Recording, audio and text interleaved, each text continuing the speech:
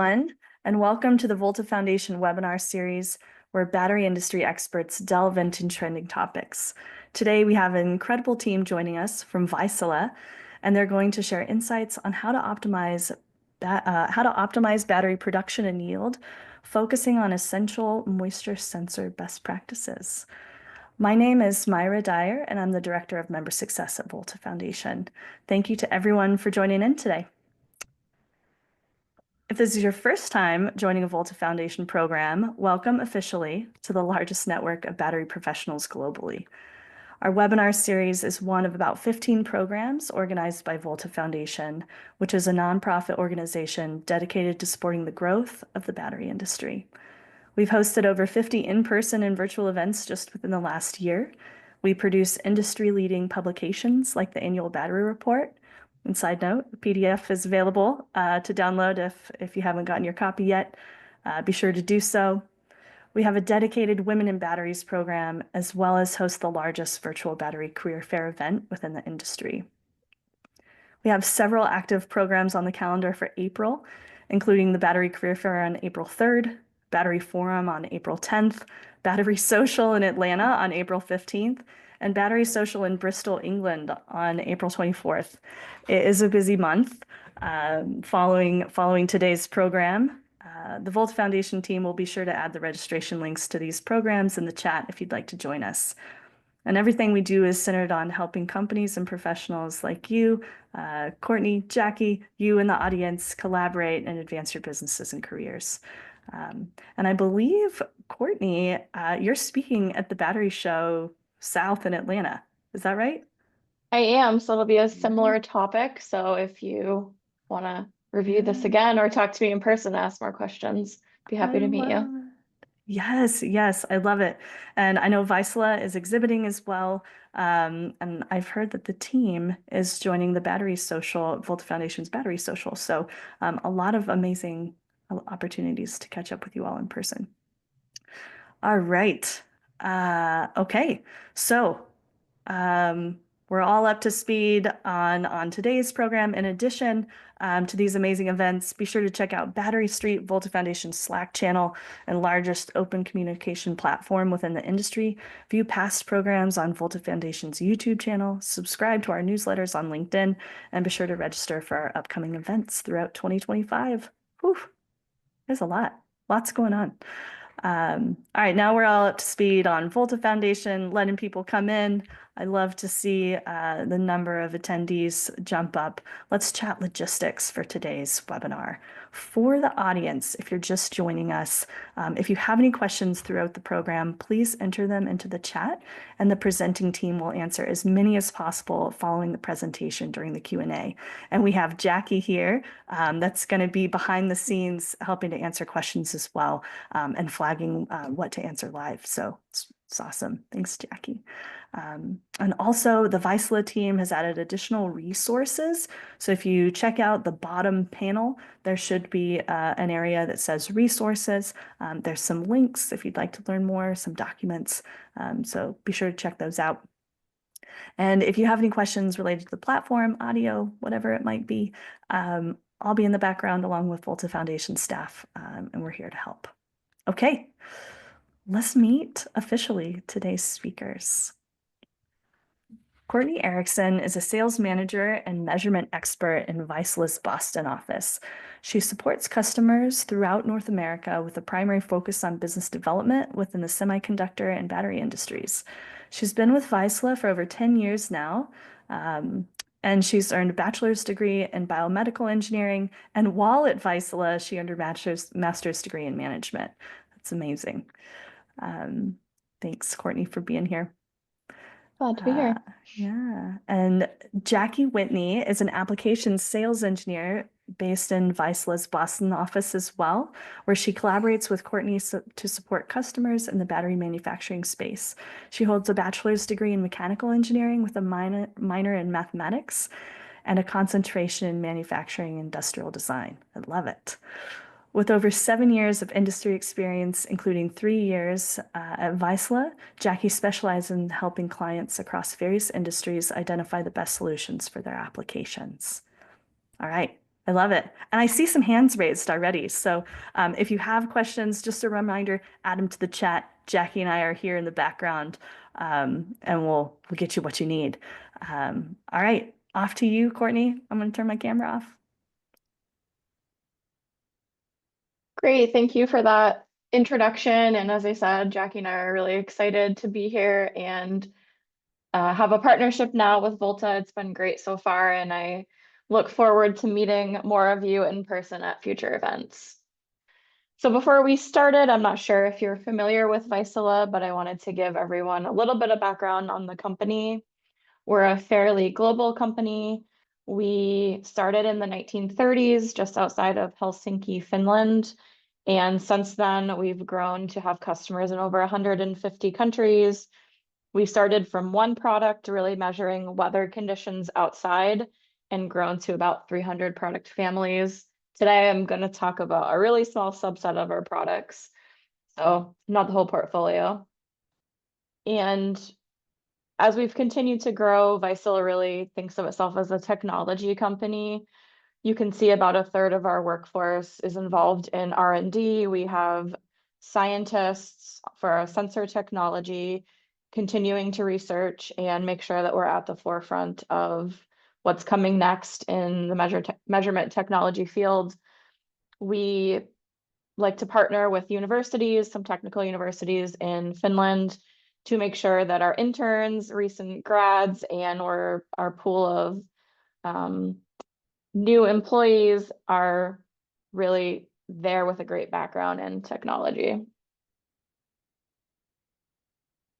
As I mentioned, the company started in the 1930s. It was founded in 36 by a gentleman named Vilo Vaisala, hence the name. And as I mentioned, we started with measuring weather conditions, and we still do have a very large weather division that's measuring the conditions all over the world every single day for the apps, for example, that you use, or all the major weather outlets. And then we also have a very large industrial measurements division. We developed the first electronic moisture sensors in the 70s, and we've continued to build upon that technology and branch into other industrial applications, such as battery manufacturing. And I was hoping to learn a little bit more about our audience. So if you're comfortable sharing what part of the industry that you are involved in, Myra's going to have a poll that's going to pop up on your screen. So we're interested, are you working in electrode, so anode cathode production or assembly? Do you work with the electrolyte, so the companies that produce it, transport it, or on the team in the plant? Recycling and reuse, of course, we're hoping that will continue to grow in the North America region. Research and development, so at a plant or at a university, and then supply chain and logistics. And it looks like here most of us are involved in the electrode and manufacturing and assembly, and then research and development, but a pretty good spread. And if you don't mind sharing, if you're in the other category, what you are working on, it's always interesting for us to understand and learn more about what you're doing. Okay. So moving on.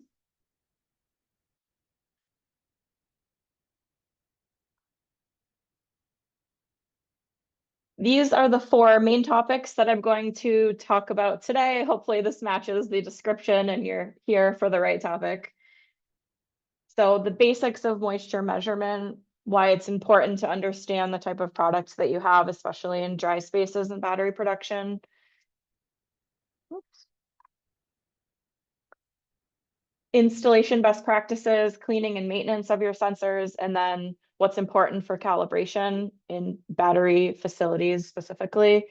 And the reason why we found all these topics is because as battery plants are coming online here in the North America region, us as Vaisala, we're learning a lot, and then our customers are learning how to maintain and what's important in these facilities in terms of HVAC control and monitoring. Of course, this is a well-established industry in Asia, but as it migrates here, there's a lot that we can learn from each other and make sure these plants operate as efficiently as possible. First, I'm going to start with the moisture measurement basics. So monitoring in very low moisture conditions, such as dry rooms, is difficult and different than monitoring in standard office spaces or places where you have more ambient conditions. So the clean rooms or dry rooms in plants, sometimes that can be used a little bit interchangeably in battery plants because the dry rooms are very specific to that industry. I remember when we first had our first plants being built here in the US and the customer asked for -40 dew point dry room for, thousands of square feet. We didn't believe that there was anyone who was actually drying a room that large, and we sent someone to go on site and look. But now we know that this really does happen and it's very important for battery production. So understanding dry room moisture measurement needs and this type of sensors that work best. And then also aging, which isn't a humidity measurement per se, but having really tight temperature controls in the aging is quite important.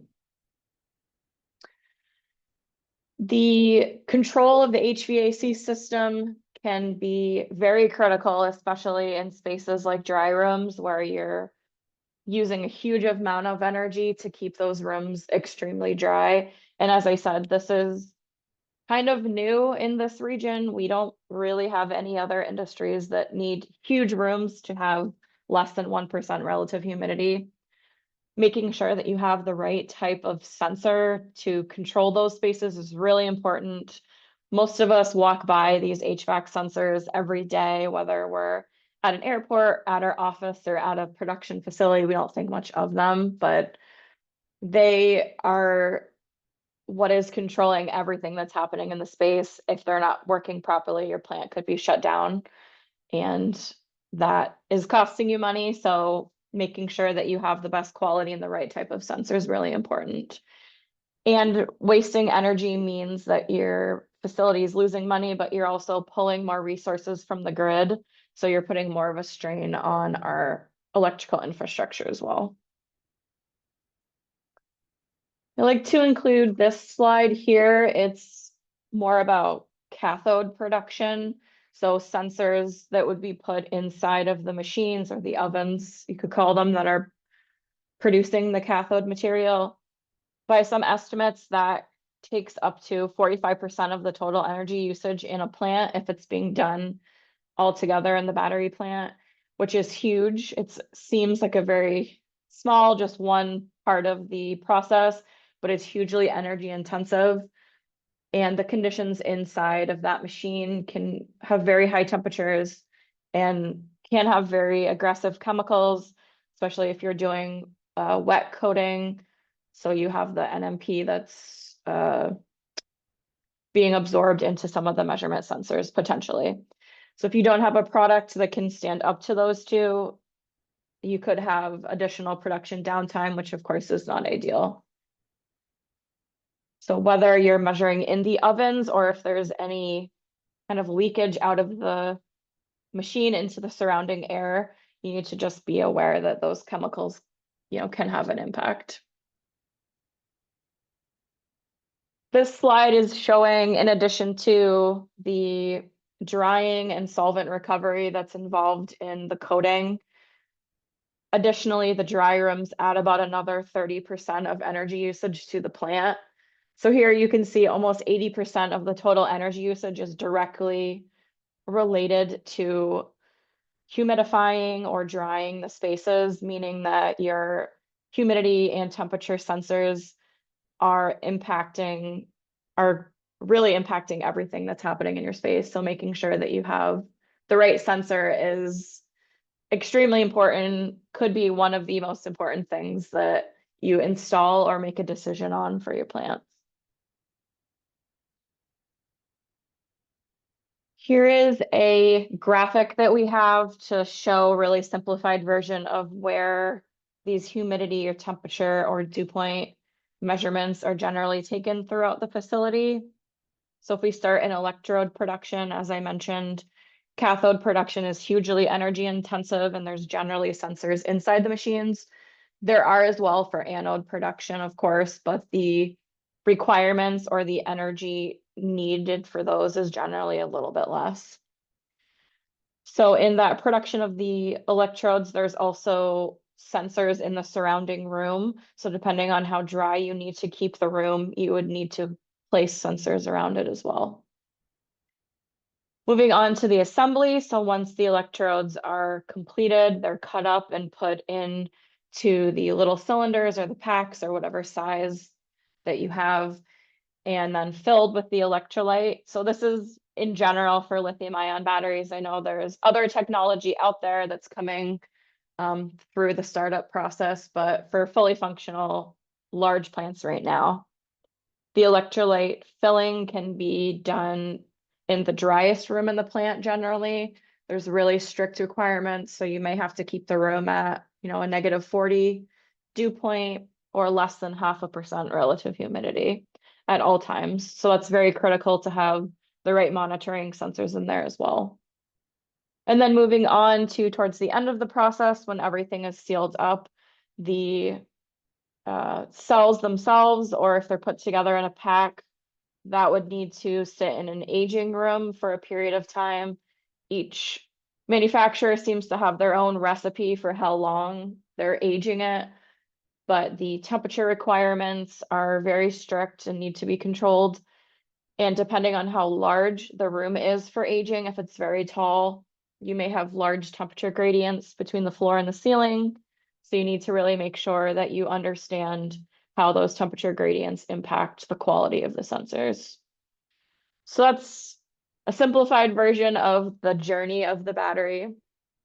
We also are involved in measuring refractive index in the NMP recovery. I'm not going to talk about that today, but if that's anything that you're interested in, feel free to put that in the chat. We can connect you with the right team here. Just as I mentioned, there are potentially very large consequences to not having reliable or high quality HVAC sensors, especially in the battery industry. Whether that means your sensor is drifting or there's an increase in error associated with the reading caused by contaminants. That means you really don't know what type of air your system is putting out, or if the contaminants cause the sensors to just break down or malfunction over time, your battery plant is down or parts of it are down. And that's very problematic, of course. I just wanted to show a simple idea of the types of sensors that you might have throughout the plant. For HVAC control of general areas, so areas that are not low moisture.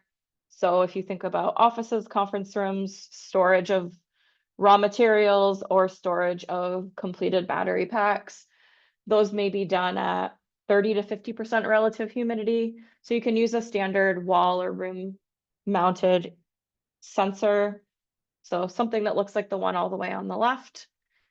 And this is a type of product that's not going to be exposed to harsh conditions, dust, or chemicals. Moving on to the middle one, that's something that can be installed in a duct. So if your system is controlled by duct mount sensors, this is a great option. So this would be air that's feeding into those more ambient rooms. Or if you have air intake from outside, sometimes the system will use a duct mount sensor that's right after the outdoor air intake as a reference for the facility. The best way to do that is really to use an outdoor air sensor, which is the one all the way on the right.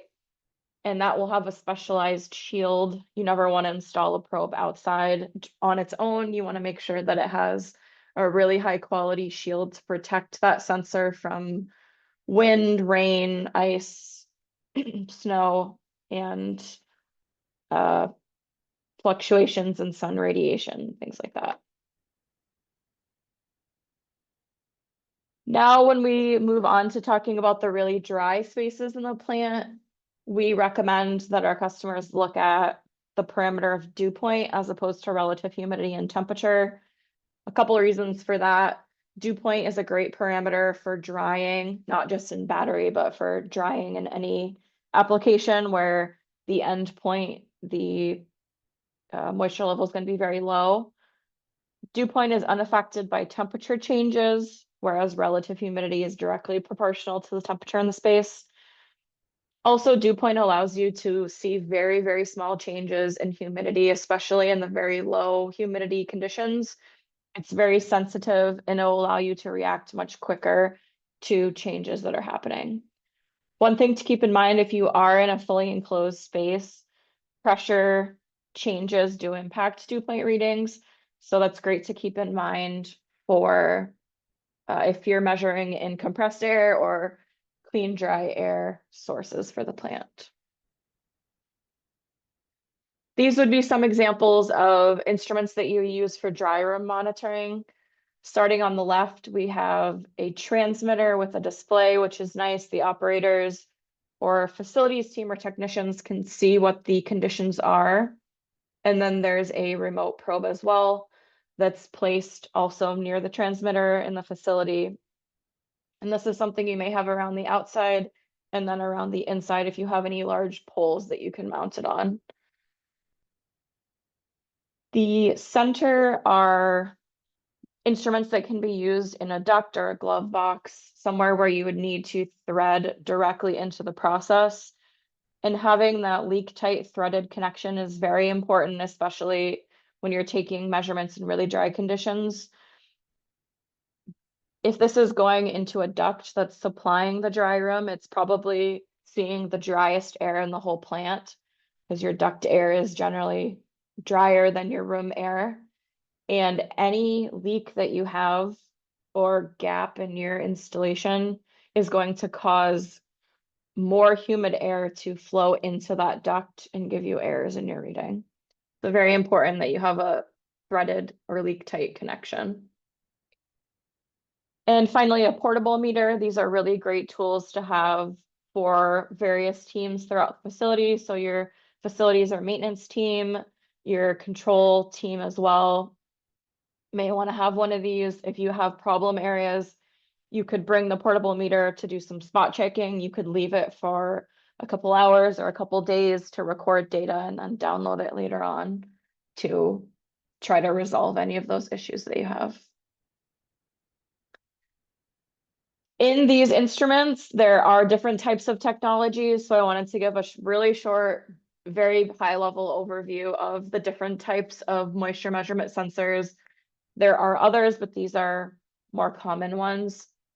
So the thin film polymer type technology is something that you can install directly in a process. It responds well to or recovers well from moisture spikes or high chemical concentrations, can measure very low dew point, and is fairly affordable. You're talking, probably under $5,000 or less for a probe, depending on what you're combining it with. And then all of these technologies do also have some negative points, so I'm going to include those as well. The polymer technology generally has a slightly higher power requirement, so it probably isn't loop powered for the very low dew point measuring. And the current limitations are around negative 80 C or 112 F for the low end. But as the technology improves, we do expect that will go down. Ceramic or metal oxide sensors do look very similar to the polymer sensors, and they do have some similarities in terms of installation. You can put them directly in the process. They are loop powered. They don't have as high of a power requirement. They have that low dew point range, and they are generally affordable with a similar price point to the polymers. They do, though, have a long recovery time, or potentially they're damaged permanently from any moisture spikes. So that is something to keep in mind if you do think that the area could have a moisture spike at any point. Infrared technology, you may be familiar with this for other types of moisture. It is very good in high chemical concentration conditions because it's not necessarily breathing the air like the previous two, but it does have a somewhat limited range, and the lack of sensitivity and the very trace moisture can be a bit problematic. And then finally, the chilled mirror, which is really the de facto standard for all moisture measurements. You may be familiar with it if you work in a lab or you're involved in metrology at all. It's very sensitive over a very large range. It is lab grade equipment though, which means that it's larger and not something that you can easily just install right in a process. It does require a lot of maintenance to keep it clean, and the price point is very high. You know, it could be 5 to 10 times higher than some of these other instruments. So just a high level view.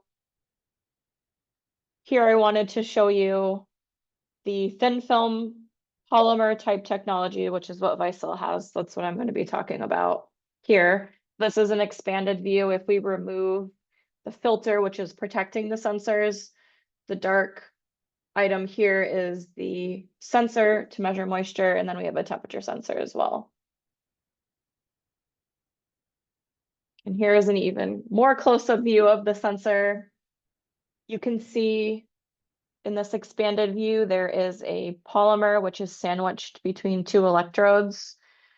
And in basic terms, the way that it works is there are a number of pores or holes in this polymer that are absorbing and releasing water molecules all the time to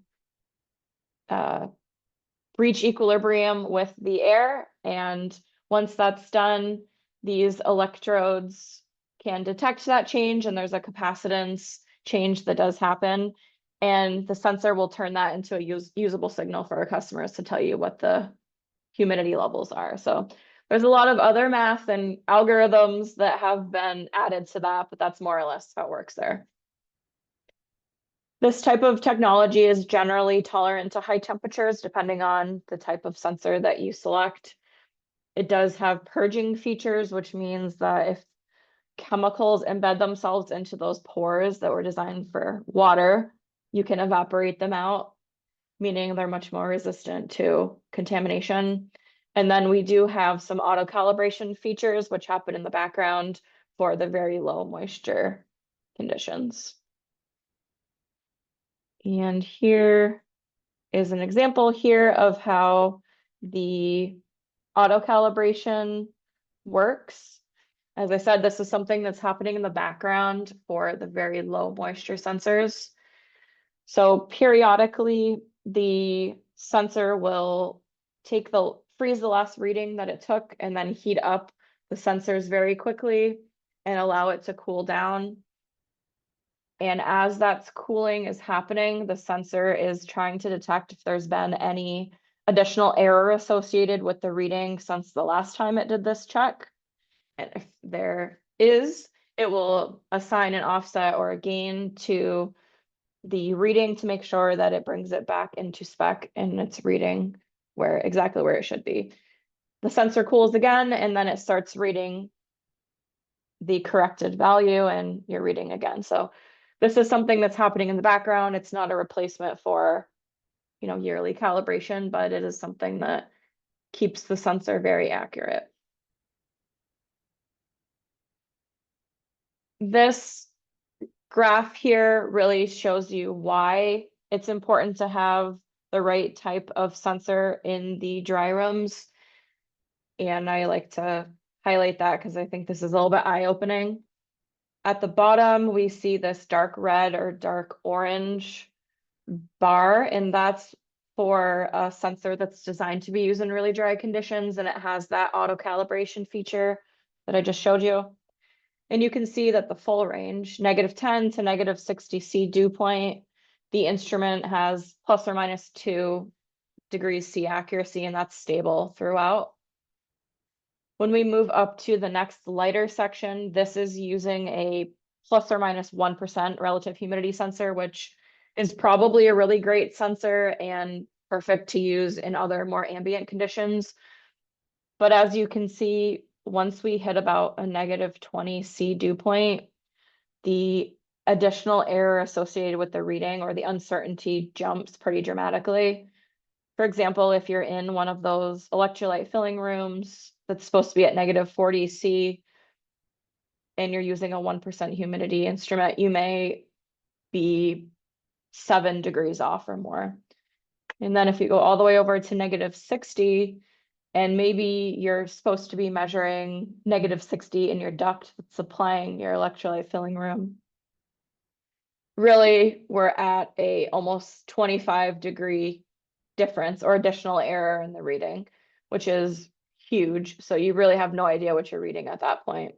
And then if we move up to the last lighter section, that's using a plus or minus 2% RH instrument. And of course, great instrument, just not great for these conditions. So wrapping up our moisture basics section, hoping to learn a little bit more about the type of challenges that you face in this next poll here. And some of the options would be calibration and accuracy of your sensor, the lifespan or durability of the sensor over time, contamination. Maybe you're having issues integrating it with your existing monitoring system or your HVAC system. And then number 5, no challenges. I assume if you're here, you do have some challenges, but maybe there's some of you that are lucky that don't have any problems yet. And maybe you can take something from here if you encounter those in the future.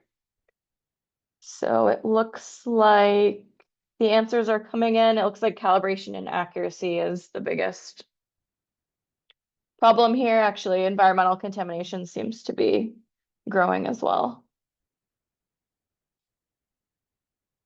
Let's see there. All right, perfect. Well, thank you for sharing this with us. Looks like it's pretty wide across all of the options.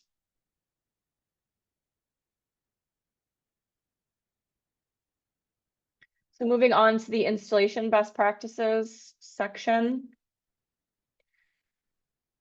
So getting the right sensor, that's step 1. That's what we talked about before, but then installing it correctly or in the right area is the next big hurdle. And that can be challenging depending on what type of space you're in. I like using this drawing here because it's very simple, but pretty easy to understand. So first I'll start with the 2 places where you wouldn't want to install a sensor. Down at the bottom left corner, we can see the sensor is by the floor. In the corner, it's between a wall and a cabinet. So the airflow is not great. It's not very representative of the room. Also, it's next to a window, so you might have sun beating down on the sensor all day. One example of this is the sun is beating onto the sensor. The sensor thinks the room is very hot, so it starts conditioning the room with cooler air. And now you have a really cold air and just a really hot sensor. It's also next to a heater, which would have the same effect. So really a place that you want to avoid unless you're storing material at the floor and you need to know what the conditions are. Next, moving on to the one on the ceiling. Sorry about that. I think my headset dropped off there for a minute. Moving on to the ceiling, you can see there's a sensor that's installed kind of upside down or sideways, and that's problematic for a few reasons. The sensors are designed to be installed a certain way so that the airflow from the electronics are dissipated. And if it's installed sideways, that's not going to happen. The heat might impact the actual temperature readings. So not great that way. And also if you have the cables going out the back of the sensor into the ceiling, that space above the ceiling may not be conditioned the same. And you may have really hot or really cool air coming through the cable gland into your transmitter.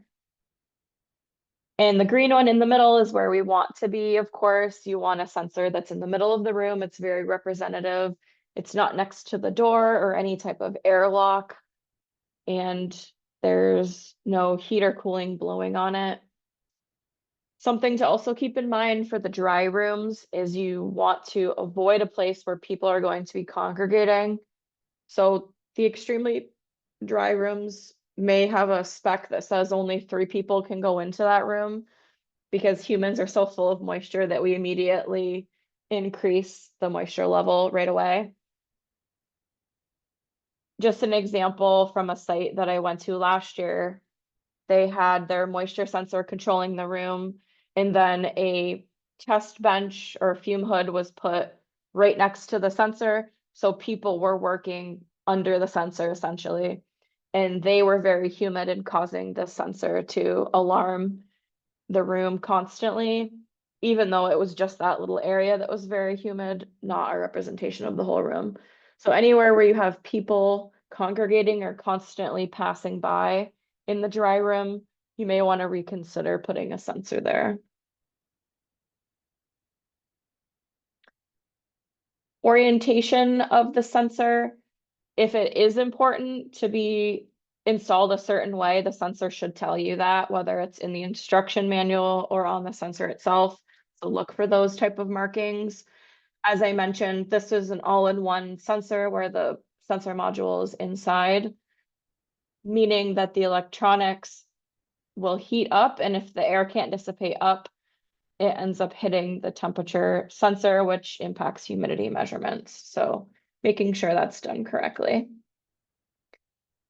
Sealing behind the transmitter is also very important. You can see in this one, they're actually putting the cables up through the top and then running conduit on the wall. That doesn't look great all the time, but it is the best way to make sure that you don't have these pressure or temperature fluctuations behind. So what can happen is if you run the cables through the back, you can see there's a hole here in the middle. If the area behind the wall is not conditioned in the same way, you can have a temperature difference that's going to be leaking onto the sensor. Just an example that I've experienced, if you're in a large conference room and your sensor is installed on a wall that abuts to the outside wall and it's not properly sealed, in the winter, cold air is going to leak through and tell your sensor that it's much colder in the room than it really is, and your sensor is going to trigger the HVAC system to continue to heat that room. And then it's 78 degrees and everyone's falling asleep. So that can be problematic for that reason. Very rudimentary example and graphic here, but building materials can also impact measurement. If you're moving into a new building, so you have fresh concrete or plaster, a lot of these new buildings are trying to have LEED certification. So they're using demand control ventilation and CO2 to monitor occupancy in the space instead of just running the HVAC systems 24/7. If you do have fresh concrete, that could be absorbing CO2 in the space for a period of time. If the insulation is not properly done between the wall and where the transmitter is. So just something to keep in mind if you are putting CO2 sensors in certain occupied spaces in the facility. Installing duct mounted sensors, that should also be done with care in terms of how you're placing the actual probe itself into the duct. Depending on what's in the duct or in the outside space, there could be a large temperature difference that the transmitter is seeing, which could cause some small amount of condensation to form on the probe. And if the probe's at an angle, it can drip down and collect inside of the filter. So two things can happen there. The sensor can think that it's reading 100% humidity because there's actual water dripping on the sensor inside the filter. And then also the filter can collect the sensor and collect the water, and the sensor will corrode over time. So both of those give you a lot of problems. So installing the sensor at a 90-degree angle can mitigate any of those issues. Talking about the duct, again, placing it in proper level of airflow is really important.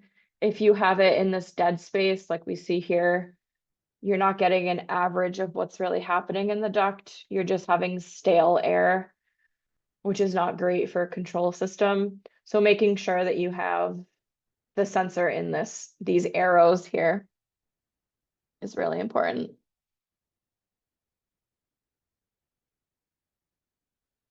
And one more topic here we have about ducts. So depending on where the air is going that you're feeding, so this would not be into a dry room, but another area in your facility, you may be humidifying the air.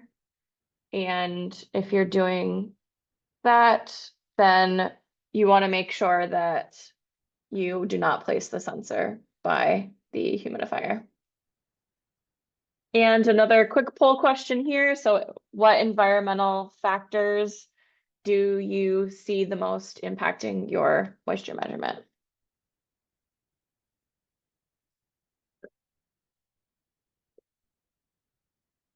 All right, looking like those are coming in here, and it looks like a pretty widespread dust and contaminants, and then chemicals seem to be. Okay, great.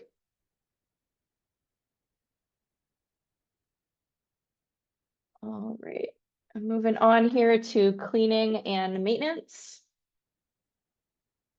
So just tackling contaminants. So it sounds like what I'm going to talk about is what some of you are seeing. So that's helpful. The two main contaminants that we're seeing right now in battery manufacturing are chemicals and then particles in the air. The chemicals might be the NMP. So during the cathode production, as those wet materials are getting into the process or getting onto the probe itself, electrolyte can be very harsh. So whether you're using some sort of sensor to monitor dryness in the tanks, or if there's electrolyte that's getting onto the sensors, that can be very, very harsh. And then inside of glove boxes, so that's more for research and development, but that's where you have all those harsh chemicals really being exposed. So these can cause drift over time and mean that you need to do more calibration or adjustments on the sensors. And then particles, so these are very tiny particles that may be a byproduct of dry coating electrode production. They can build up on the inside or the outside of the filter, meaning that you're taking a measurement, which is the microclimate inside the filter, not the whole room in general. How you can fix this, if you can actually see dust on the probe itself, you can wipe it with some specialized cloth or very mild detergent. If it's very dirty or very clogged, you can remove the filters and clean them with alcohol or distilled water. And then you can take compressed air and blow from the inside to the outside of the filter to make sure that you're getting all of that dust out along with the liquids that you put on there. It's a really great idea to keep spare filters on hand so you can take the dirty one off, put the clean one on, and then you can clean the dirty one and put it back into rotation. And keeping spare probes on hand is also important if you have just too much contamination and you need to have more frequent adjustments and calibrations done in a lab facility. If you have chemicals in the process, as I mentioned, we do have some instruments that do these purging features. So they heat up the sensor very high to very high temperatures and evaporate some of those embedded chemicals. Here's an example of a sensor that was exposed to isopropanol for a little over a month. You can see the line, the green line here, oops, where it drifted quite significantly. And then doing that purge feature brought it back into spec. So that can be a great tool as well. So those are the two cleaning and maintenance tips we have that are most relevant to battery plants. And then in addition to that, you're really going to make sure that you are calibrating your sensors. So one more poll here just to make sure everybody is still awake. So what method do you primarily use for calibration? So do you do it in-house? Do you have your own metrology team? Do you have a third-party service come in? do you send it to your sensor provider, or the last one, which is scary, we don't like to see, but hope you'll be honest, which is we don't calibrate regularly. See questions coming in here. Looks like a pretty widespread. A lot of you are doing in-house calibrations or sending it to a third party and then also to your OEM. And then 22% of you are saying you don't calibrate regularly. Hopefully I can convince you after this to start doing that.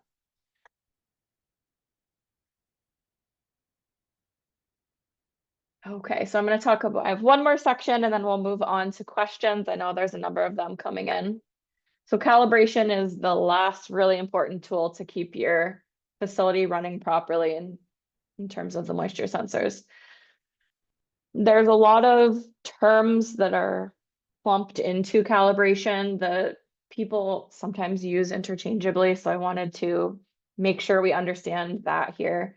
So calibration, that is just comparing your fixed instrument or your installed instrument to a reference and just reporting the results. It's just a comparison. When we talk about adjusting, that's if your fixed instrument is out of spec, you use another tool to adjust it back into spec to match what the reference is reading. So there's calibration and then adjustment. And when we say specification, we talk about what the sensor manufacturer has stated as the performance for the instrument. So accuracy and any other parameters that can impact how it's reading, such as uncertainty. So there's always uncertainty associated with taking measurements, and that can be a result of the tool that was used to originally calibrate it, or the conditions it's done in, training of the operator, things like that. And then when we talk about traceability, you may have heard, oh, I need a NIST traceable CalCert. That really just means that we have an unbroken chain, you could say, of reference tools. So our reference probe is calibrated by another meter that's NIST traceable, for example, all the way up to the actual NIST themselves. So it's an unbroken chain there. And for the 22% of you that aren't calibrating yet, I'm hoping this will convince you why you need to. So all sensors drift over time, not just moisture sensors, probably everything in your facility. So keeping them running properly is really important. It's like buying a nice car or any car and never changing the oil. You need to make sure you maintain it over time.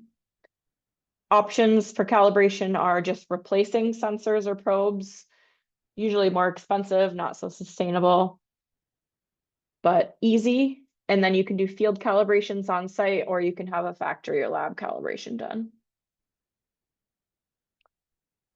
So field or lab calibration, how do you decide what you'd like to do? Field calibrations are less expensive and you can perform more of them in a short period of time generally. The downside, or what the trade-off to that is, accuracy isn't as high over the full measurement range. You generally can't do adjustments depending on the sensor. And then there is additional uncertainty added to that. Lab calibration, on the other hand, provides the best accuracy. You get multi-point calibration, and the uncertainty is generally small and we know what it is. But that means you do have to remove it from your process, and you do have to have extra probes to keep your process running. And at a lab, you generally have options for a standard calibration. So you might hear NIST or ISO 9001, and then accredited calibration. So you may hear that's ISO or IEC 17025. So that's generally something that your quality team will create an SOP for, and you just need to check with them to figure out what you need. And if you do know what you need, say you need to calibrate every 6 months or a year, you may want to set up a long-term calibration agreement. That way it's very easy to send it back and you're not filling out a form every single time. And if you do have a calibration done at a lab, they follow a strict procedure. They should be giving you as found data for the initial calibration. They should be adjusting for you, and they should be giving you as left data. once the adjustment's done. And uncertainties and traceabilities should always be listed on your CalCert. So something to look for when you're choosing a vendor for that. And then on the other end, field calibration. So using, for example, a portable meter as a reference. So you or your team might be doing this. You might hire a contractor to come in and do this. As I mentioned, these spot checks allow you to do a number of sensors in a short time. They allow you to diagnose problems that you might see in the facility. You can log data for a couple days or weeks to get more data about this problem area. And then if you determine that you do need to send some sensors in for calibration or adjustment at a lab, you can do that after. Just an example of what a field calibration might look like. You might attach your sensor to your transmitter. As it's directly attached, you can view the readings simultaneously on your meter, or you can put them close together. For dry rooms, you really need to allow the portable meter to acclimate to the conditions for about 30 minutes to an hour without an operator standing by. You want the person to be far away while it's acclimating so their humidity is not impacting the reading. Could also just log the data for a couple hours, download it to Excel, and just see what your readings are. In the dry room, if your monitoring or reference sensor is out of spec, you really should send that to a lab to do a multi-point adjustment. And my last slide here, just an example of service solutions for the battery industry. So your team could do a feasibility study, so you're on site understanding what your challenges are and figuring out the type of calibration you need. And then you're working together with your facilities or your metrology team to create a plan and finding vendors to do that for you. Working with those vendors to make sure that you understand what they need you to do and they understand what you need, and then communicating that with all the people who operate the machinery or who are taking care of it. And then understanding how you're going to ship it out and what type of support you're going to get from the vendor when you do have that calibration done. And that's it. We just have a final poll to see if you would like us to follow up with you. We don't want to bombard you with emails if you learned enough today. So if there's anything you would like us to contact you, so it'd be Jackie, myself, or our team here, please just let us know. So dry room control, HVAC control, calibration services, or if you have any questions, feel free to put them in the chat, or we can follow up with you and we'd be happy to talk about that. And while we're doing that, I think Jackie has some questions that she was going to read that I'll try to answer those for you here.